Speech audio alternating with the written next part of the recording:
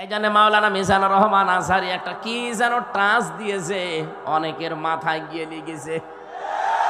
উনি শুধু টাচ দিয়েছিল, এতদিন এক দল খেয়েছে আর এক দল খাওয়ার জন্য রেডি হয়ে আস। আপনারে বলিছে কয়েকদিন আগে আমার সিলেটে ওনার সাথে অনুষ্ঠান ছিল, উনি আমারে বলছে, হামজা ভাই আমি বললাম যে এক দল খেয়েছে আর এক দল খাওয়ার জন্য রেডি হয়ে আছে, একটা গ্রুপ দেখলাম গায়ে মেখে নিল, কারণ কি? আমি তো আর কাউকে উদ্দেশ্য করে বলি নাই। এই দেশে 48টা প্রায় নিবন্ধিত দল, আরো আছে নিবন্ধনের বাইরে, সব মিলে প্রায় 73টার উপরে। কারো গায়ে লাগে না, আপনার গায়ে লেগেছে কোন কারণে? তার মানে অবশ্যই আপনি এরকম কিছু করবেন বলে আশা করি আছেন।